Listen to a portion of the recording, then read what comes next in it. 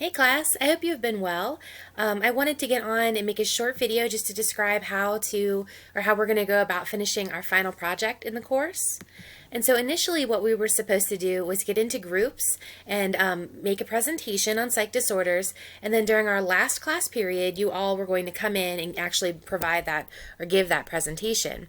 But because we won't be coming in face-to-face anymore, we won't be able to do that face-to-face presentations. So I have modified it a bit, but tried to keep the essence of the assignment so that you get the most out of what we were supposed to do. So I wanted to go in there and explain. We have a new module open called presentations then. If you go into that module, this just kind of tells you, hey, we're going to talk about presentations. You're going to first sign up for a group, and so this is what I would like you to do as soon as possible. Is if you have somebody that you want to work with or a certain disorder that you're interested in, you can log in there and it should be editable by everyone. So you should be able to go in there and just put your name in whatever group you're interested in. So we've got the specific disorders there on the side. You can write your name, write a friend's name, whatever it is, so you end up in a group. We're going to make sure those groups are completed within a week. So today is April 3rd. I'm going to make sure by around Friday, April 10th, we all know who we're working with in there as a group. And then what you'll find after that is our rubric. And so with this, we've had to make some modifications because you won't be in class to actually present the material. So we've got our learning outcomes. That general education outcome for oral communication has been blacked out since you won't actually present this orally. But the biggest thing there is you'll be able to see what I'm looking for and how many points it's worth. So this project is worth 100 points, so it's about a test grade. And what we're going to really ask you to do is to kind of give a overview of a disorder.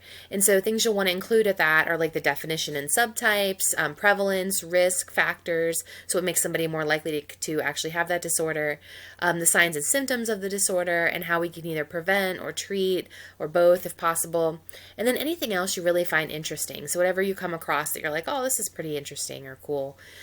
So what you can do is, you can divide this up any way you want in your group, but if it were me, I might work with 4 of my classmates and say, okay, I'm going to take definition subtypes, you take prevalence and risk, or whatever it is, and then work on those, maybe like a Google Slides presentation, make sure I have my information in, and then just kind of let everyone put that information in, and then you'll have one final project there. So any way that you can do this electronically is perfectly fine. Google Slides is what I'm going to suggest because we have access to that as a college, and it's free, and it's easy to use, and so Google Slides, but really anything you have that you can make work. You don't have to present this information orally, so really you're just trying to make sure it's in a slide or it's in whatever presentation software you're using. You get a couple points for just having it be organized so that I can understand what you're doing there, and then you get points for a visual aid. So this can be artwork or a video or whatever it is, like you could find a YouTube clip and put it in there, or you can show artwork maybe somebody painted when they were having a schizophrenic episode, whatever it would be there. Initially 25 points of the 100 came from presentations, actually presenting it to the class, but because that's not a possibility for us this semester, that requirement is waived, and so everybody will just start out with 25 points. So really you're just trying to earn that extra 75 points. And then stigma awareness, this one is just 10 points, but it's important to me, and so it's just demonstrating respect for people with these disorders. So you wouldn't want to be like, oh, look at these crazy depressive people, look at their crazy ways or whatever. We just want to avoid being negative and discriminatory.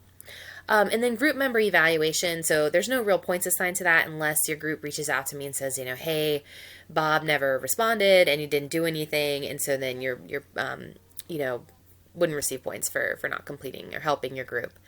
So once you're all able to get that information, the information that's graded, and then, a picture or a little video into the slides, you pick one member of your group who just makes sure that's all cohesive in there and uploads that presentation into Canvas for us.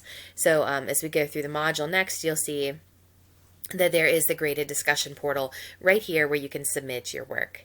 And so just one person in your group needs to do that, and your whole group will receive that grade. Just make sure everyone is listed on there, all the names of the people who participated. Thank you very much. Please let me know if you have any questions as you review this assignment.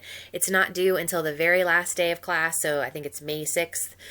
So it would have been our final exam period. So we've got plenty of time. Just wanted to get it out there so you can start working on that. I miss seeing you all. I hope you're all well, and let me know if you have any questions. Bye.